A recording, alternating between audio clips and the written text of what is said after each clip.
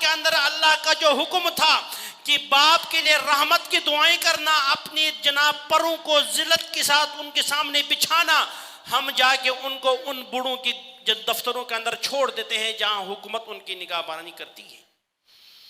عید کے اوپر بھی نافرمان اولاد، بدبخت اولاد اپنے ماں باپ سے ملنے نہیں جاتے۔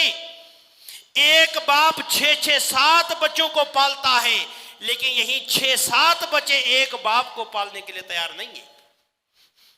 اللہ کی قسم یہ مکافاتی عمل ہے، یاد رکھو، جیسے کرو گے ویسے بھرو گے۔ آج اگر تم اپنے والدین کی نافرمانی کرتے ہو، رب کعبہ کی قسم کھا کے کہتا ہوں، یہی اولاد کل تمہارے اس سے بدتر نافرمان بنیں گے۔ اگر تم چاہتے ہو کہ میرے بچے میرے فرمانبردار بنے، بڑھاپے کے اندر میرا سہارا بنے، آج اپنے ماں باپ کا سہارا بن جاؤ۔ امام رازی نے ایک واقعہ لکھا ہے اپنی کتاب کے اندر، فرماتے کہ ایک بیٹا اپنے باپ سے تنگ آ گیا کہ جناب میں صبح کام کے لیے جاتا ہوں، شام کو گھر آتا ہوں، باپ کی کھانسی، اس کی وہ جناب وہ چڑچڑا پن، تنگ آ کے کہا میں اپنے باپ کو دریا کے اندر پھینکتا ہوں۔ جیسا بندہ گٹھری بناتا ہے، گٹھری، باپ کو اسی طرح بورے کے اندر بند کیا، اپنے کندھوں پر اٹھایا، سیدھا گیا دریا کی طرف۔ اب جا کے دریا کے کنارے کے پاس جا کے باپ کو جو اس بوری کے دروازے اس کو کھولا، رسی باپ کو نکالا، تو باپ نے کہا بیٹا آپ نے مجھے پھینکنا تو ہے، لیکن یہیں سے نہ پھینک دو گے، آگے پیچھے کر کے پھینک دے۔ انہوں نے کہا کیا فرق پڑتا ہے ادھر سے پھینکوں یا آگے سے پھینکوں؟ پھینکنا تو میں نے دریا کے اندر ہے، تجھے جان چھڑانا ہے۔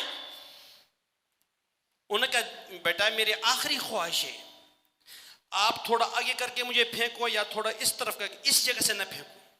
انہوں نے کہا مسئلہ کیا ہے مجھے بتاؤ۔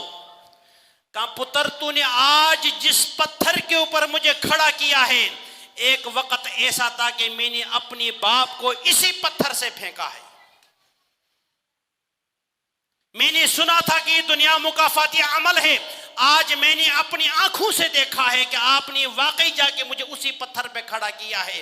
اس لیے میں عرض کر رہا ہوں یہ سلسلہ یہاں ختم نہیں ہوتی، کل تمہاری اولاد بھی تمہیں اسی پتھر سے پھینکیں گے، اس لیے آگے پیچھے کرو۔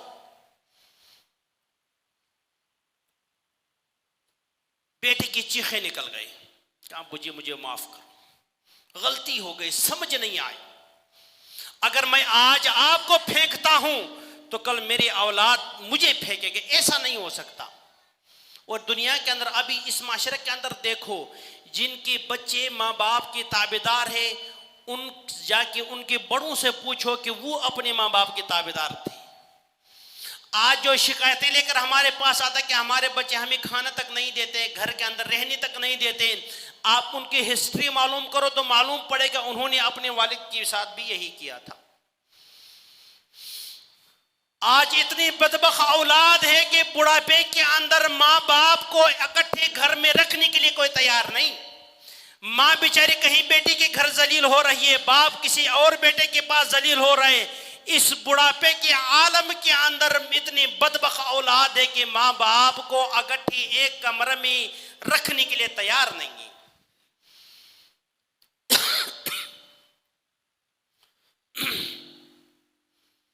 اور امید یہ کرتے ہیں کہ جناب ہم سے اللہ راضی ہو جائے۔